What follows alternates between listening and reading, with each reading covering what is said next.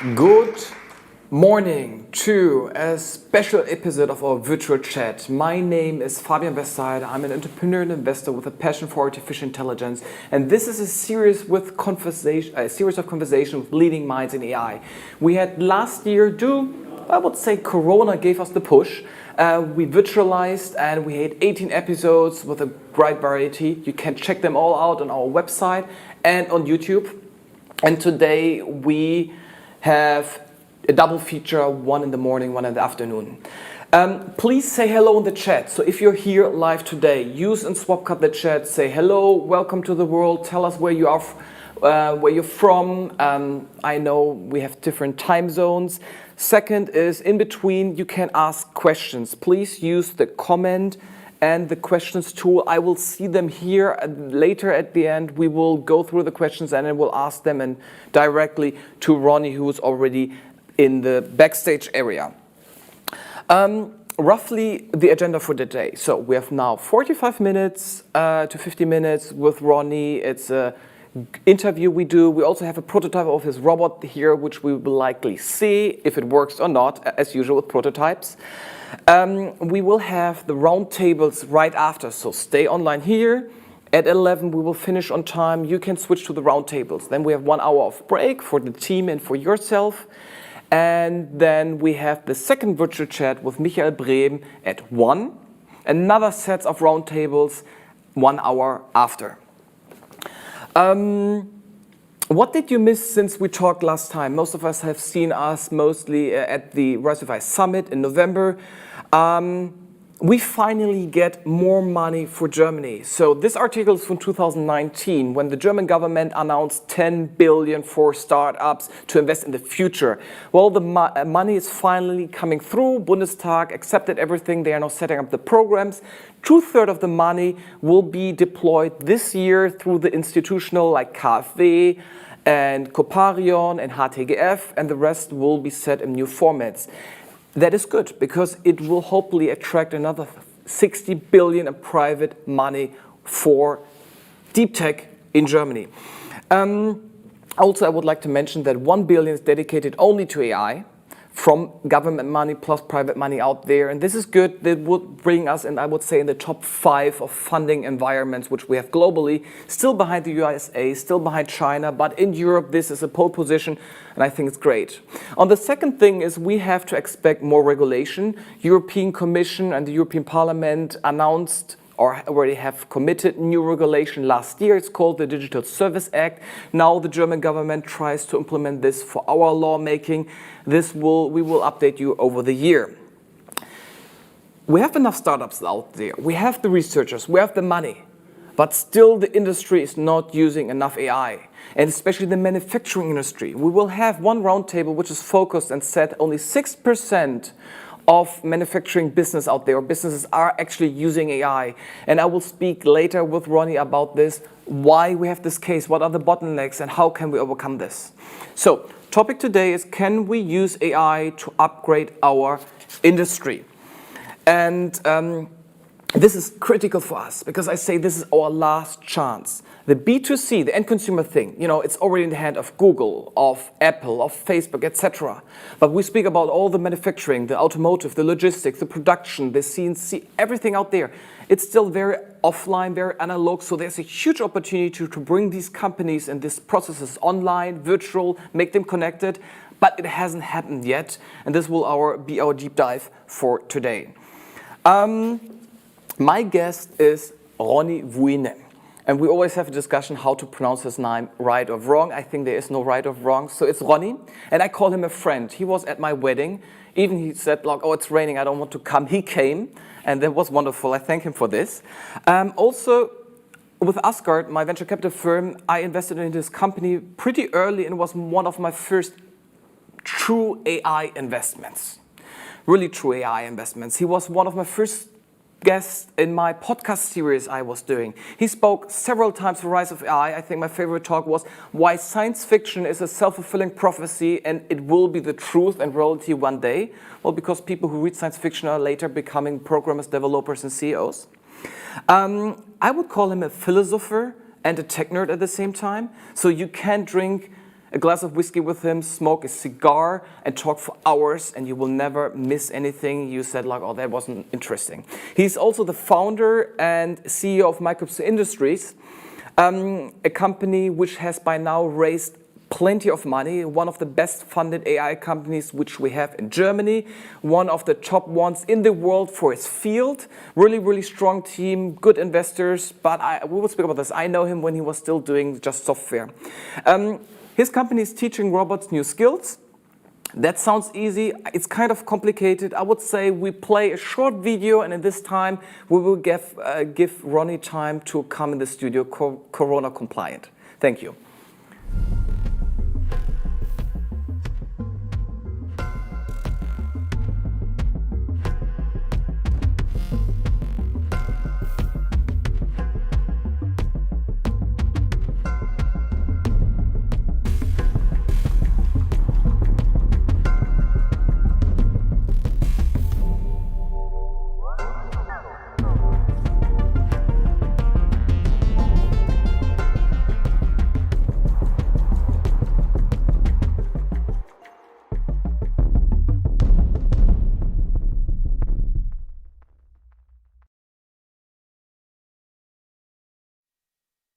So, welcome, Ronnie. It's really nice to see you face to face finally. Yes, we haven't done this in a while. Circumstances have not been favorable for this type of thing. When you came in, you were like a little bit like my puppy, yes, like overwhelmed with so many people and influences and noises. I mean, did you use Corona? Is it an excuse, or is it just the circumstances that you have significant less interaction with everyone? But I like to think I was just leading by example by staying home and not doing the macho thing, and proving that I'm not afraid of the virus and I'll go to the office. But I'm an introvert enough so I don't have to pretend I didn't enjoy it. So is this like a positive thing for us introverts? At least it's not as hard for us as it is for. I mean, that's something that I sort of see how hard it is for people who like to be out there and who do not need to recharge their batteries by being alone as often as I do. So I don't know if it's a good thing, but at least it's significantly easier for us, I think. Okay. So for the audience out there, watch the movie Ex Machina. And then think about him, because he's living not as fancy, but he purchased himself, I call it a castle, a while ago, and we joked about it. I purchased something too. I paid with crypto. He paid with crypto. That's the time, and he is developing their amazing stuff. I would say somewhere in the random where no one can come to him. Yes, it has thick walls, and it's not a literal castle, but it's very close to one, and it has castle-like properties. And I can. Some people told me when you're in your seat at your fireplace in your swiveling chair, all you need is a white cat to. And then the James Bond gesture would be complete. It's not what I'm trying to do. I just like it, but okay, I can live with that image. If we think about mainstream, let's say in 5 to 10 years, I mean, I just quoted Ex Machina. Are we the good guys or the bad guys? I like to think some of us are the good guys. It's like you can't avoid technology. You can't just not interact with it and then hope that you'll be fine. You need to interact with it, and while interacting it, be one of the good guys.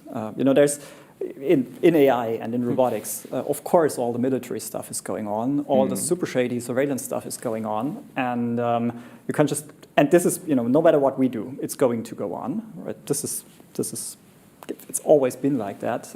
It's just a law of how things operate. So some good guys need to be in it too. Okay. So you were running a company before called Texter, which was, I would say, kind of a German version of a Kindle. Yes, even before the Kindle came out. So you did a little bit of, it was tech, but it was different. Tell us, what is different running an AI company and a non-AI company, the first wave before? I will later speak with Michael about the ecosystem overall, but where do you see like the difference, and where did you underestimate the difficulty of running a robotics/AI company?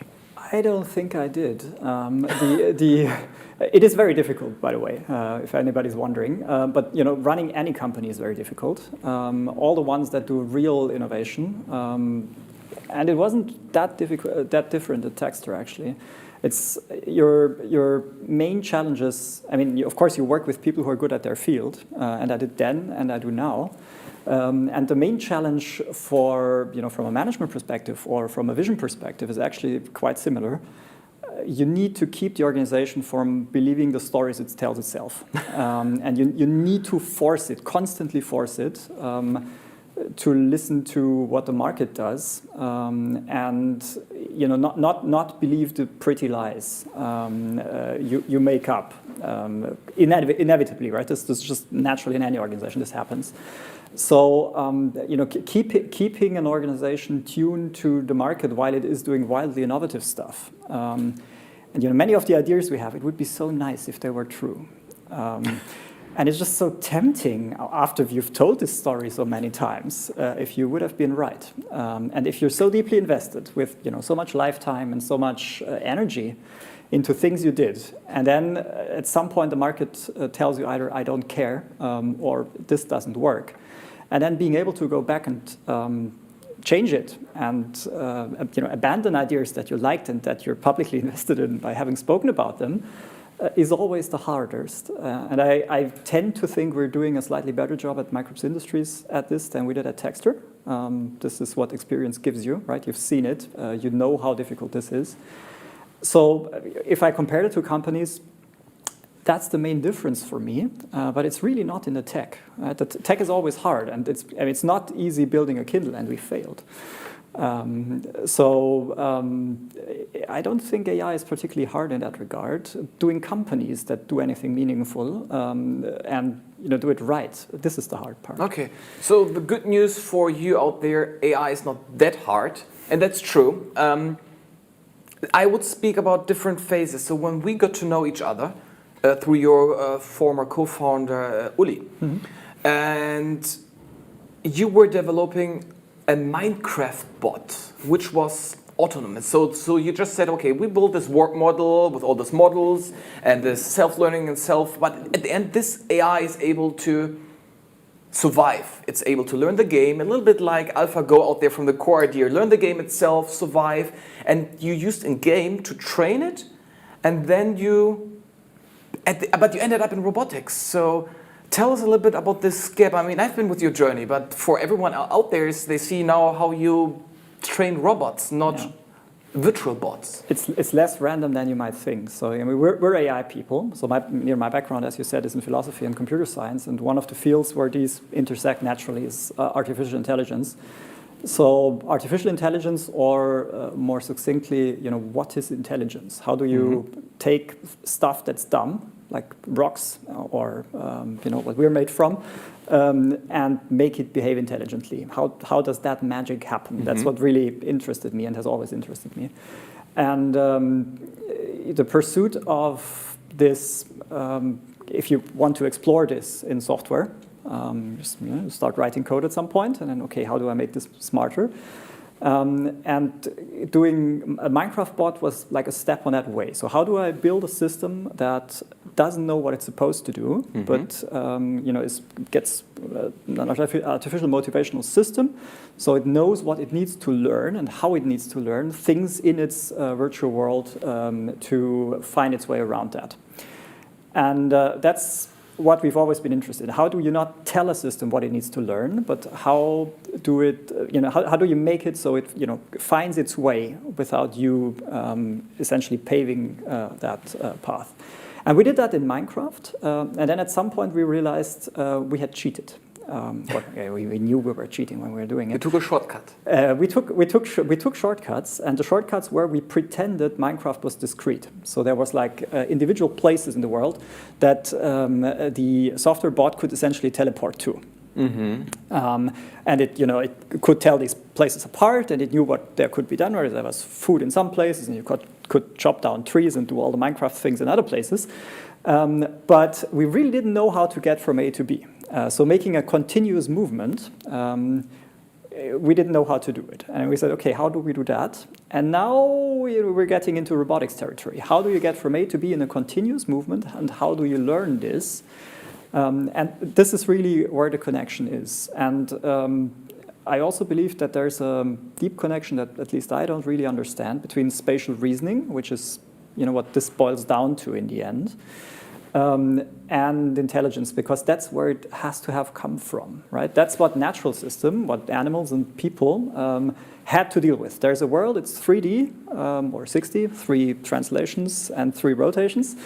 And in that world, you need to make continuous movements, and you need to understand how the geometry of this world works. And there's an argument to be made that the facilities that nature evolved in us to handle this 3D or 6D complexity in the world is the same technology that we're using for other things when we're being intelligent, when we're doing things. It's not all of it, but a part of the miracle of intelligence in humans and animals is happening around spatial reasoning, and that's what spatial reasoning. Spatial reasoning. Spatial reasoning. So rotating 3D objects in your head, right? This is hard. Imagining that something has a backside.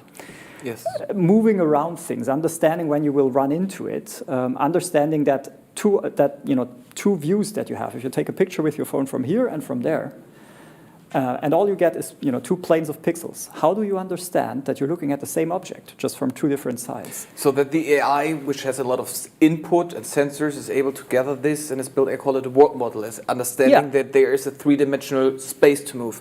This leads to the first audience questions, which I like, because Christian Becker, he asked, is micropsi related to Dietrich Stirner's original psi theory? And I say, yes. So tell us a little bit, there is research behind it, like cognitive brain stuff behind it, or like thinking theory? Or even wilder. Yeah, Dietrich. So first of all, the answer is yes. This micropsi was like a modest attempt at recreating what Dietrich Stirner had done in the 90s in his work. Dietrich Stirner is a German psychologist who had, from a theoretical psychology, sort of reinvented half of AI without noticing. So he's not an AI guy. He's not an AI guy. He came from research on how does it happen that intelligence goes wrong, right? When you have a bunch of highly trained people operating a complex system, like a nuclear reactor, and then they're brilliant guys. They're engineers. They've been trained. They've been doing this all their life. And then a sequence of events happens, and they take a sequence of action, and it's completely catastrophic. How can that happen? How do people fail? And then from this research, there's a good book about this, the Logik des Misslings, Logic of Failure, which is highly recommended, especially for managers. So this is what he did, and then at some point he asked, okay, I really need a more general model of how this works, what is failing there. How does intelligence work? How do people represent knowledge? Why are they doing things? Why are they switching strategies? When does it happen? How does emotion play into it, right? In the Western tradition, we tend to think that emotion is sort of like a disturbance of rational thought that progresses.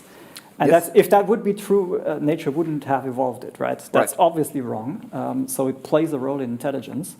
And that's something that Dietrich Stirner was interested in. And in our university days, we read that. Joscha Bach, also a co-founder of micropsi. Yes, who is, by the way, at MIT, and he is... used to be. He used to be at MIT. He's in the Valley now, with a couple of very interesting So that's where our talents go. Either they're here with us in Berlin, or they end up in the Valley. Yeah, so and together with Joscha, we read, there was like just a reading circle around Joscha, who was a lecturer at Humboldt University, and I was studying with him at that time. And we read Stirner, and at some point we said, this sounds like we can just implement this in Java, because it was the early 2000s, so we were all doing Java. We started to write code and said, this is like a micro version of what Dietrich Stirner is doing properly, because we're just students. This is the relation. Very little of Dietrich Stirner is in our robot control today, but the way we approach AI and the way we think about intelligence and representation and what the interesting problems are is very much informed by this background that we have. So when we met, we joked a little bit about that you're one of the few teams who are working on AGI, like artificial general intelligence, but you're too realistic to pursue it. And you said, yes, it's a dream one day we want to achieve, but we will now go for, I call it product market fit, a real product, raising money, and you know, do you convince investors more like, hey, I can solve all world problems one day because we're amazing, or I have a use case here, like I can make money? Yeah, I tend to sort of not talk about AGI when I talk to investors. You were the exception because you clearly enjoyed it. No, the thing about AGI is it is not engineering and it's not science. It's more like alchemy. You essentially muck around with ideas that you have and you try them, but you can't really do that in a systematic way. So that doesn't mean it's not real, and it doesn't mean we won't get there. It's just bad business because you can't predict, how much money you need to spend on what to get what results exactly. And then, some of the things you need to do to get to AGI, which is work on representation or work on artificial emotion, doesn't really help anybody. It makes a very intelligent system if you've built the full system. But if we added emotions to our robots right now, nobody wants a moody robot. One of the advantages of robots is they're never moody.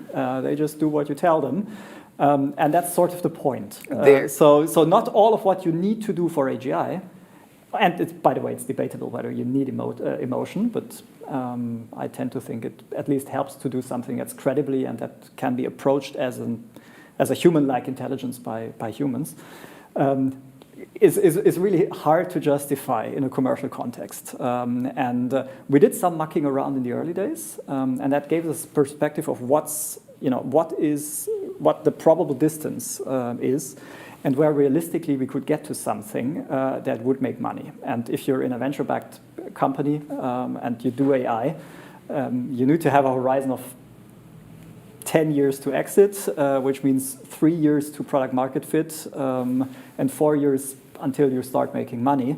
And it was just after 2 years very clear that some of the AGI stuff that we were doing wasn't predictable enough to pursue it, while also, being a business. Okay. While you mentioned no one wants a moody robot, I can recommend to read the book Quality Land, which has hands full of moody, self-driving cabs.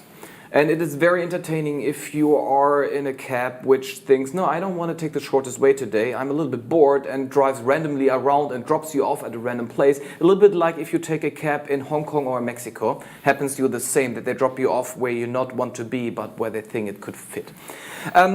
Before we jump a little bit about, let's speak a second about where you currently are, and then let's showcase the robot you brought up. So you started very theoretical.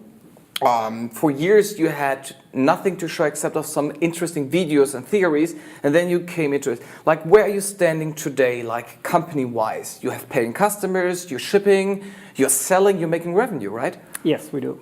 Very serious people buy AI from us to put it in their factories and solve problems they so far couldn't solve. And when I say solve, I mean automate things that so far couldn't be automated.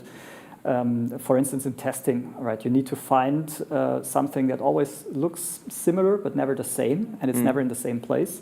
So you need an intelligent system that you can train on site to your product to find these features.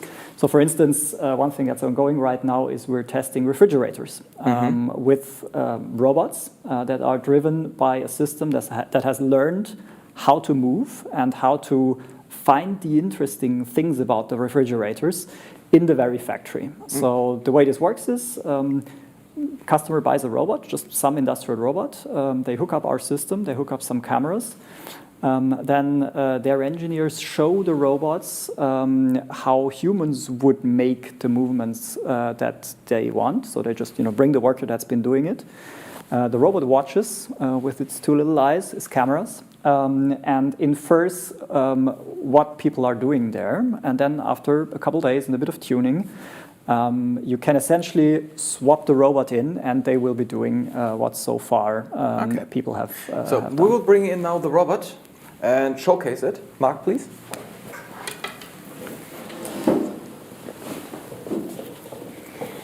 And he will just start playing around, we will comment it.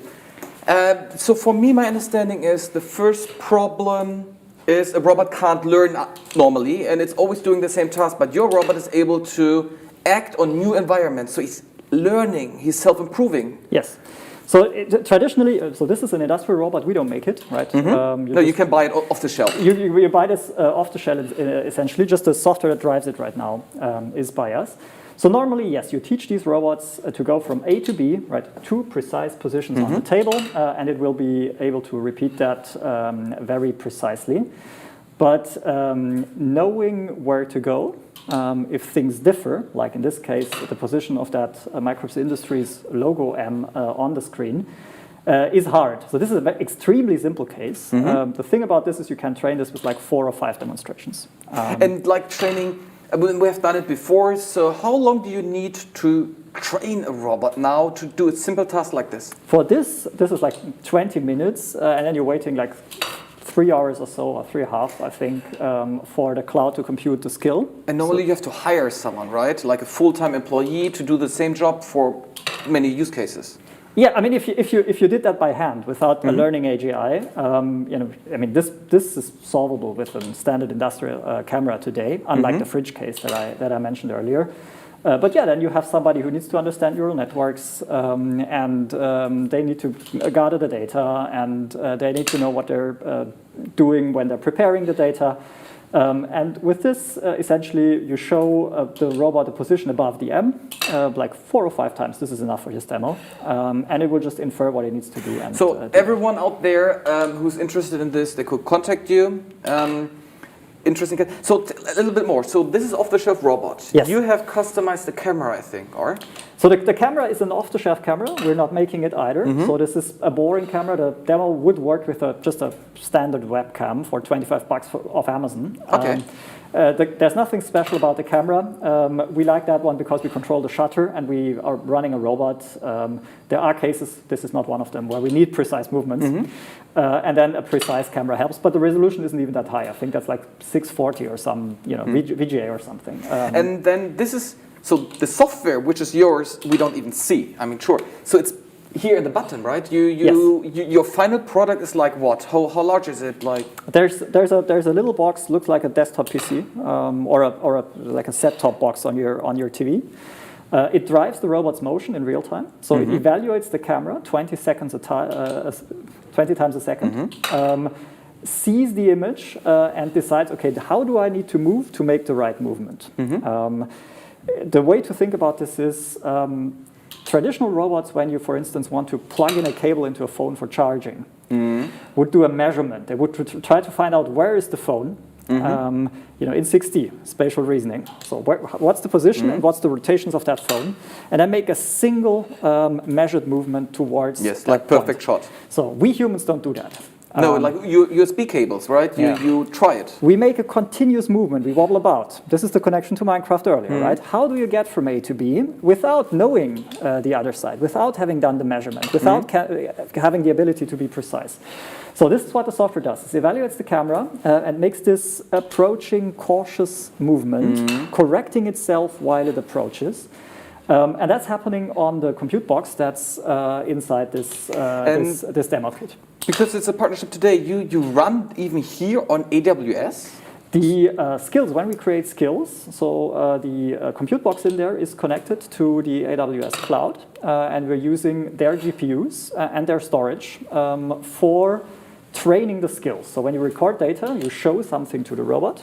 The data gets uploaded to AWS. It gets processed by secret and very advanced algorithms by us, but on Amazon's cloud infrastructure. So you use AWS for training? Yes, essentially. Yes. And here you have what we thought like NVIDIA chips, or you have a like customized board that you, or is it off the shelf? The compute box that's in there, the edge device that's in there, is essentially just a gaming PC. So there's an NVIDIA GPU in there. It runs Linux. And we use very little capacity of that GPU for the forward pass. I thank you for the demo. Yes, Mark, it's wonderful. And I would like to ask you, before we take a seat, it's like synchronizing. When a client is skilling the AI, do you benefit from this? Is it like, do you learn with everyone else, or do you have to pre-train everything and then it's built on top? Like, are there synergies if you have more than one client? There are synergies from more than one client, but not because we mix data, and certainly not because we show data from one client to the other. People are commonly worried about are my competitors going to see this data, or are they going to benefit from me uploading this data? The answer is no. Of course not. That would not be a good proposition. The way other people benefit from more data being available to us is mostly because we can backtest changes to the algorithm. So whenever we change the algorithm, we tune it, we make it more precise, we make it faster, we make it more robust against different light conditions, all these things. We have a wealth of data available from all our customers today to backtest all the changes against this data. So we know if we make that change to the algorithm, we would still be able to solve all these cases at the same quality or better. But it's not that we're training a single AI that knows how to pick our logo and test fridges and do all the other things. Not saying it's not possible, it's just not necessary for the application that we're doing. And there would be no benefit from it. It's also that in the industrial space that we're working with, people are super concerned about their data, and rightly so. So we make very strong guarantees about who is going to see the data and what will it be used to. And that's, by the way, why people let us do this in a cloud, right? If we would just freely give away the data, then people would very understandably and rightfully so have a problem with giving us that data for training. Okay. So I would like to close a little bit about micropsi industries and jump in the meta level with you. Yeah. Because the second half of the conversation. And the typical is, can AI help us to upgrade the industries? And we spoke before, and you helped me a lot to figure out the questions. You told me it's like all the plans are out there, and now cloud providers are coming and trying to provide them with electricity or cloud data management, but they don't find the plug. It's like startups like you are already, you have solutions, big, like from IBM to AWS to Deutsche Telekom, T-Systems, they're all out there and selling the basis, the infrastructure for it, and it's not there yet. Like, what are the reasons? Is it time questions? Or is it like institutional problem?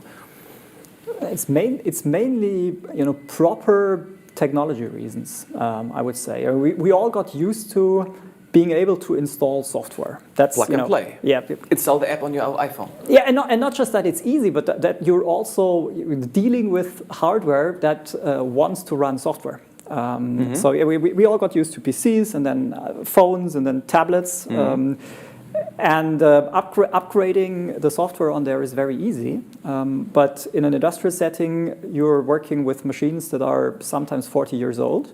And it's not just that they don't contain chips, so you can't just install stuff on it. It's also they need to be from metal. The core thing that they're doing has nothing to do with software, right? They're deforming just a piece of plastic, for instance.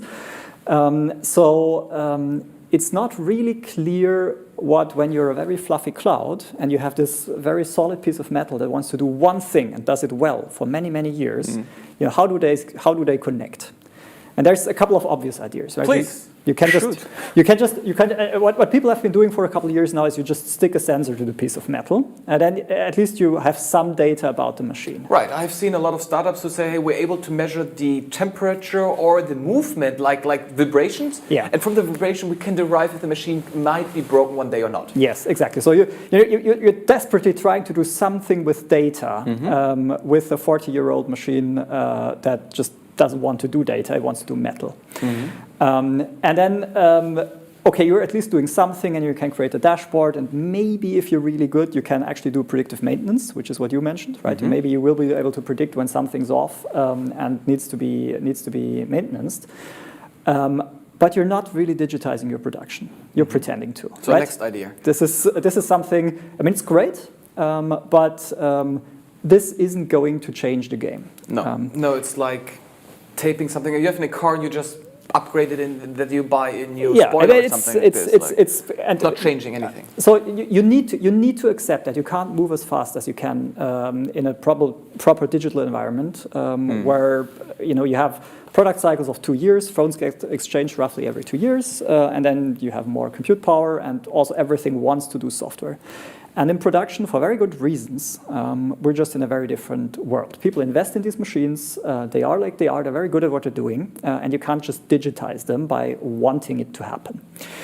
So, but how can we digitize? Because we need to. It's like I'm always thinking, like, if we don't do it and we just continue like today, in 10 years, some countries, some nations, some other companies have solved it, and they're like sweeping us away. And we have seen this before because we were not digital either as humans before. And then iPhone came and all this, like, boom. Yeah, and it's quite obvious that the way to you need to take a more systemic approach, right? You need to move away from we're essentially digitizing individual machines. Where it has happened, I mean, in cars it just happened, right? They're rolling computers. Tesla did, and when we say there, we mean Tesla, right? The German cars are not yet, because they're sort of built from the ground up, from the functions of a car, yes. And then they sort of digitized in individual places. And they're still emulating the old world. Just right? For you out there, I think in cars there are over like 250 AI modules, they call it, like 250 different components which are all smart itself and steering, like just electronics or just the heating or just the display. But there is no operating system to connect all of them. And the advantage of Tesla is, I mean, Tesla is a good example. They built from the bottom up a digital production, digital factory. I mean, we can learn from them. What do they do? Right, what we can learn from them. So I don't know Tesla intimately, but it seems to me that what's happening there is that people with a California mindset, software people, are designing something that so far hasn't been a computer.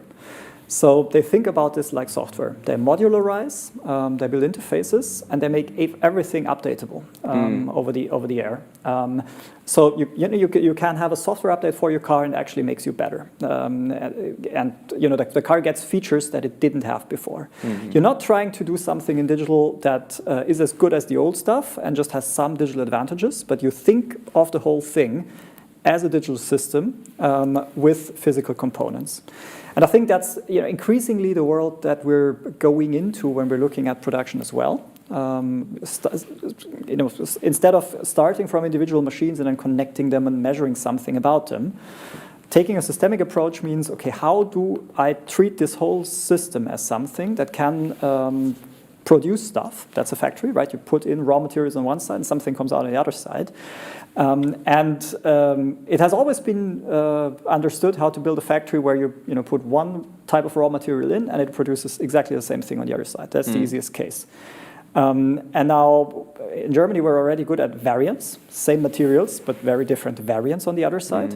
But now take the radical approach. How would you build a general factory? How would where you put anything in and anything comes out, like a 3D printer with unlimited access to resources. Exactly. Additive manufacturing, 3D printing is exactly the right way because it's software driven. Because it's completely software driven, and then you see why it's so interesting to be in robots. Because 3D printers are essentially robots, right? This is a portal robot, yes, 3 axis.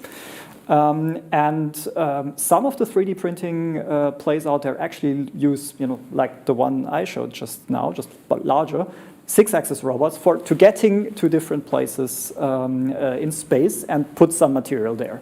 And if you have that, if you have very abstract machines that can get to any place and do many things in these places, you are in a software world. Now you can imagine a factory that doesn't make cars or beer, but a factory that can make beer and cars, depending on what you do with the software configuration. So that's like it just won't happen next year, right? This is really hard. But I think this is like the Chinese dream for their Planwirtschaft, for the plant economy, because then they can calculate. Oh, I need 1,000 cars this week, and I mean, that's why they do a lot of interaction. They do a lot of things. So you say the goal is, I call it the factory where everything is automated, just two humans, two livings. They're saying there's a dog and a human and a red button.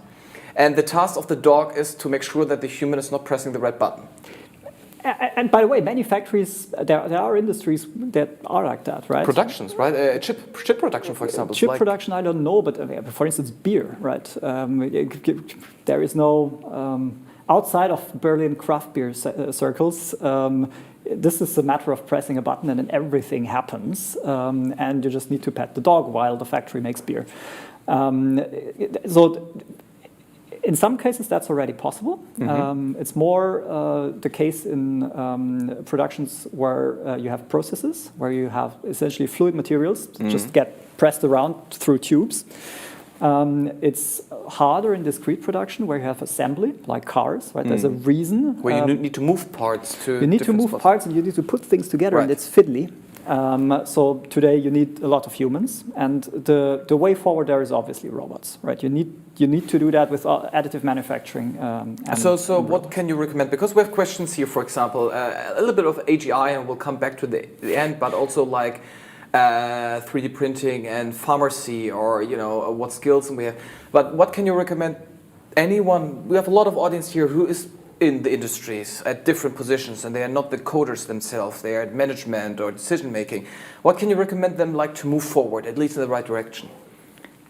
That is very hard to do in a general manner. I think generally what I can say is build the capabilities yourselves.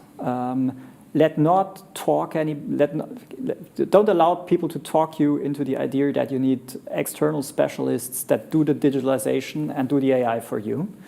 You don't need to be able to, program the neural networks yourself. There are products out there. Ours is one of them. But you, in the future, will need the ability to understand these things and to handle these things. It's not a matter of, I just produce stuff. And all the computer stuff is done by some external consultancy or system integrator. The ones that are good at this in the future are the ones that producing stuff in the future are on top of their digital means of production, are on top of the AIs that they need. They're on top of what's possible and what's not possible yet.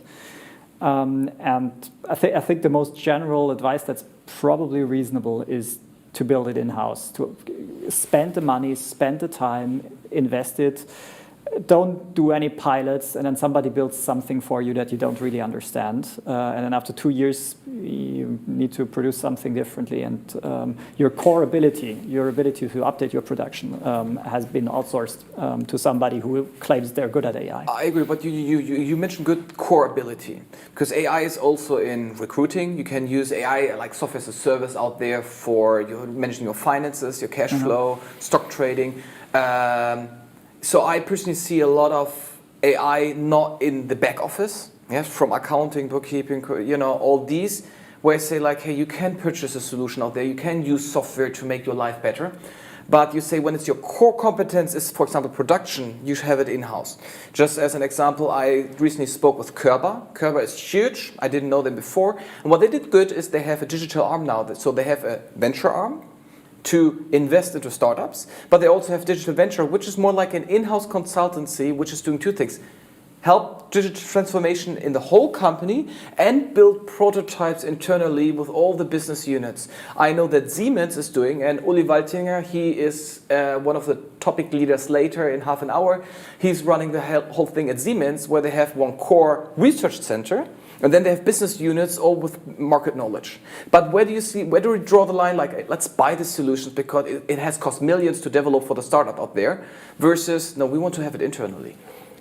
So my favorite analogy is PCs.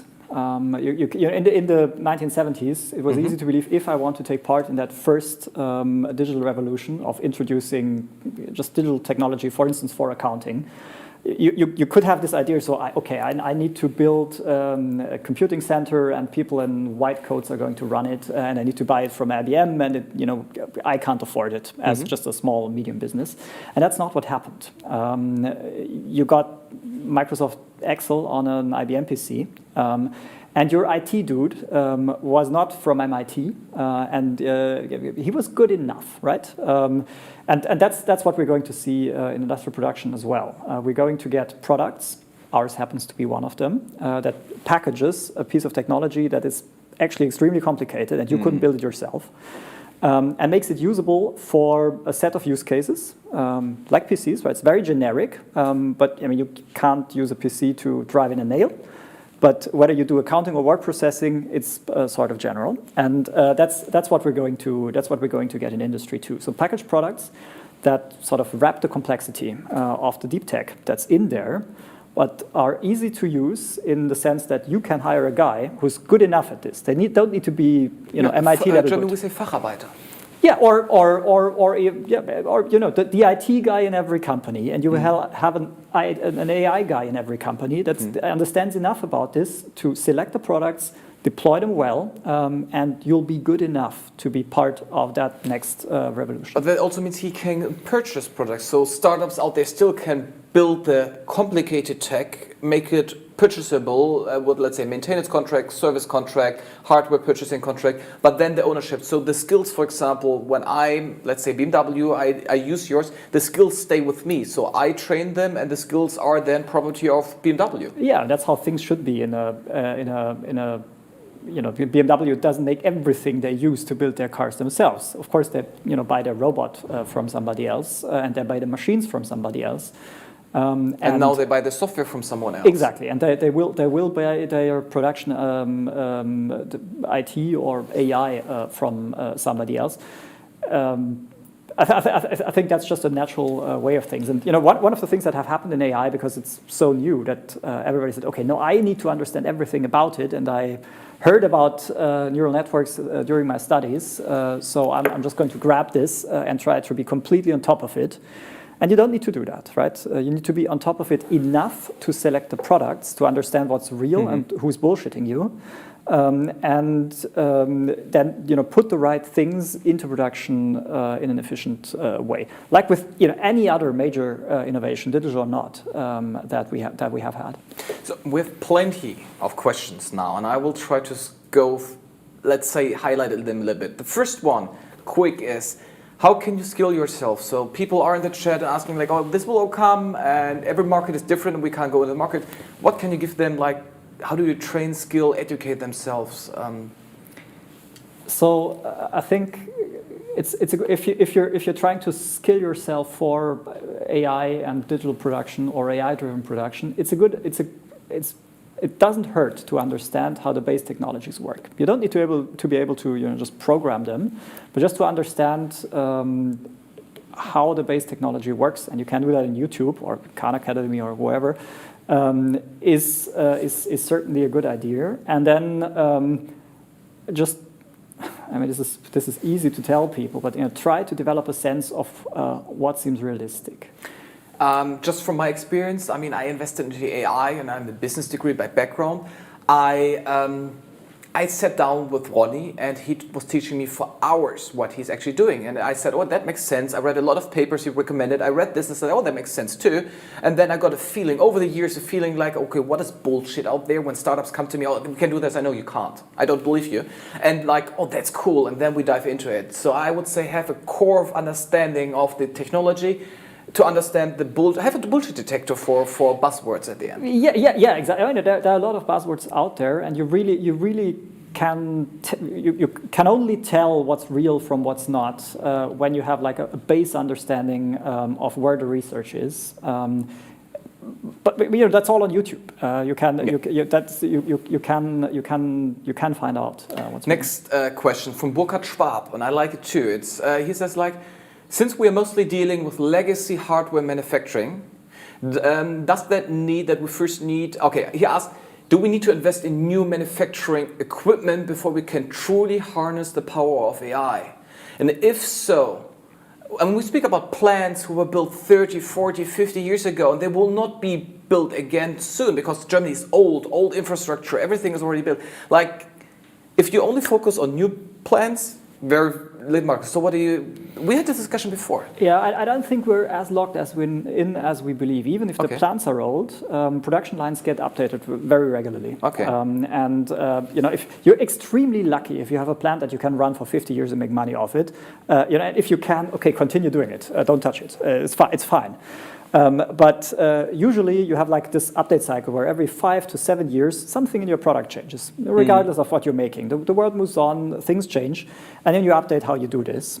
So you have this traditional industrial investment cycle, and every company has sort of its own waves of updating their production facilities.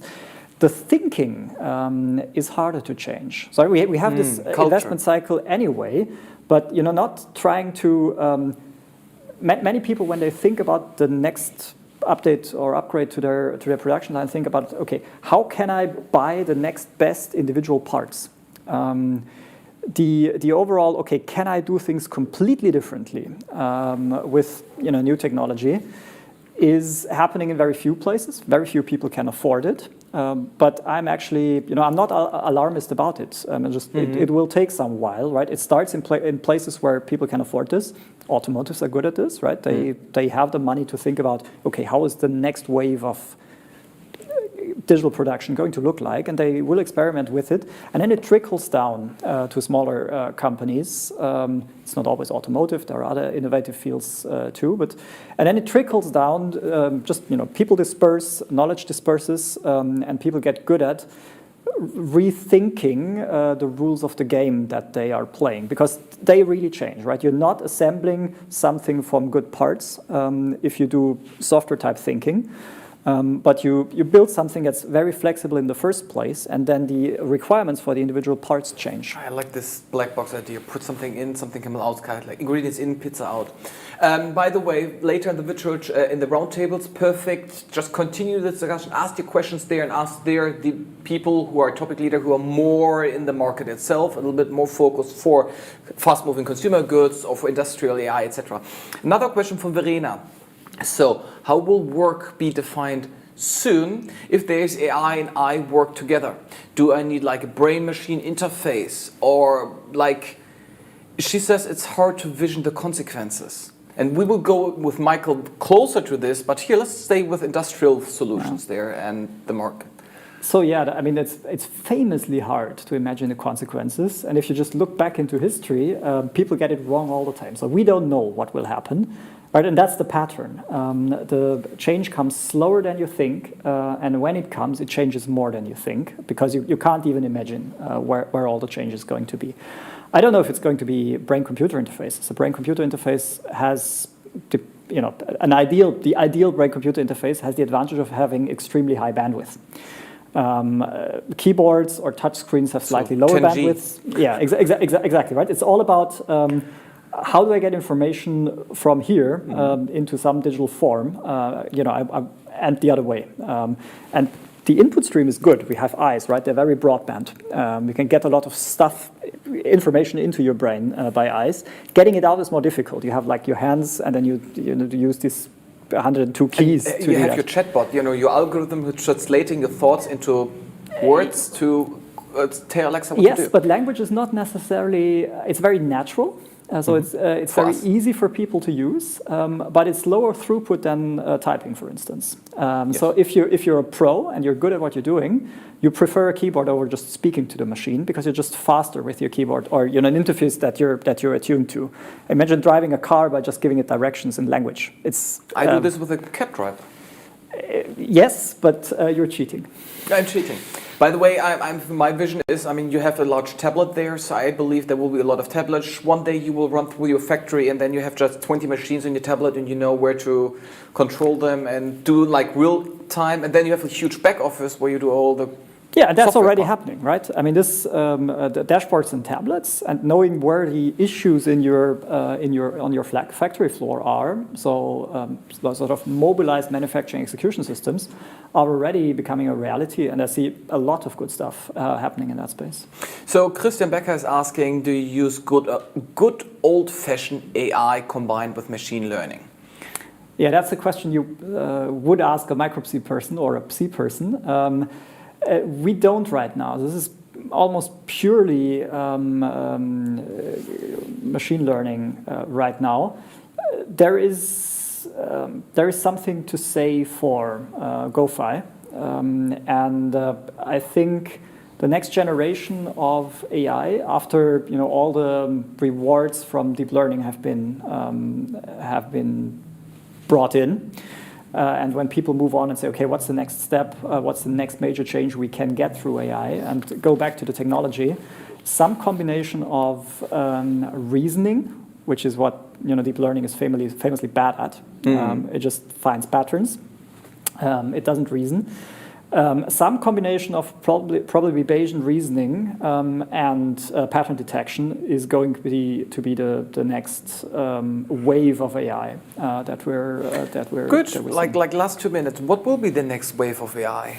Because you're closer to it than anyone else here in the room. Like where do you see the trajectory going? What direction? Yeah, I don't know how fast this will go, unfortunately, and I really don't know how far the people who just throw cores at pattern detection will get. Right, we got spectacular results out of GPT-3. This is this language AI that from OpenAI. From OpenAI that does astonishing things by just finding patterns in what we do on the internet. And it turns out you can learn a lot about the world and how to do certain things if you just watch all of humanity do stuff on the internet. Which, by the way, the NSA is doing.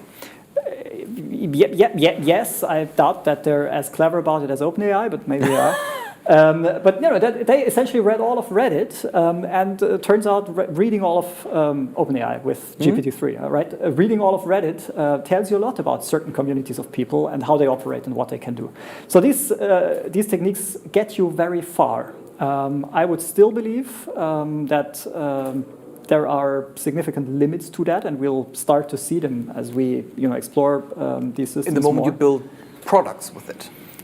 Yeah. Yes. And by the way, the impact of products that are GPT-3 based once they come will be very interesting, massive, and extremely. I would say 2 years it will take. I mean, startups are working with it now, but until it's really hitting something interesting in the market, 2 to 3 years. Yes. Maybe. Hard to predict. I don't know how much of it is accessible for startups, but once it happens, all language that you read on the internet becomes fakeable.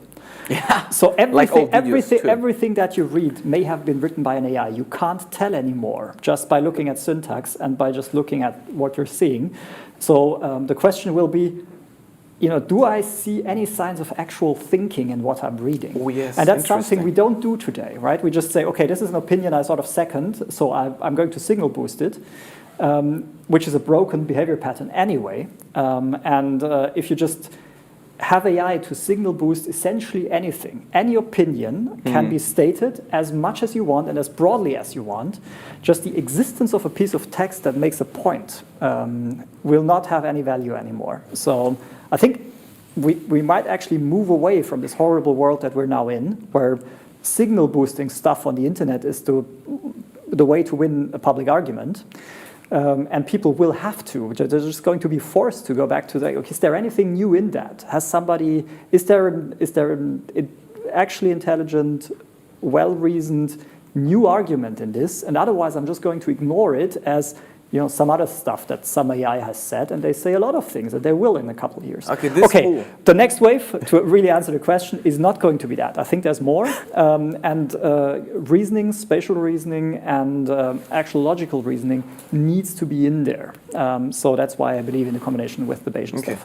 Ronnie, as I said, we can talk for hours about this. If you like what Ronnie is doing, check out his company, Micropsi Industries. Add him on LinkedIn. Even he's introvert, as we most are. He is online, and you can contact him with him.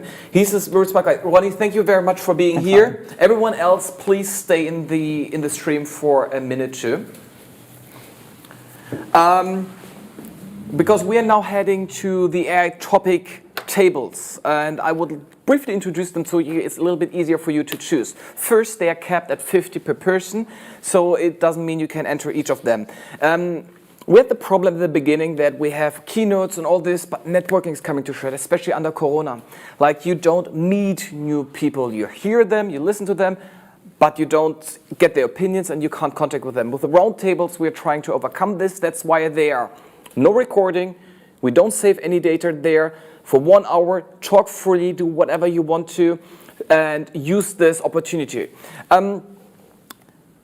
Table number 1 is a combination of Uli Waltinger, Daniela, Nico, and Henning, and they will talk about scaling industrial AI, or in other terms, they will talk about the ecosystems. So we have there BMW, Siemens, Infineon, all there, the AI people talking about this. So this table number 1, and also thank you, Uli, for setting this up. He's a very proactive person trying to build this ecosystem with us. Table number 2, we have Fabian Schladitz, who's head of AI at Capgemini, and Ralf-Dieter Wagner, who's specialist for AI at AWS. And they had brought up this idea that only 6% of manufacturing is really driven by AI, and there's a huge gap. So they will talk about scaling AI in production processes. And then table number 3 is with Krishnan, AI lead at AWS, and he prepared a good session about how can you make more revenue with data, what is implementation, how can you do the challenges, and that you need a culture of experimentations.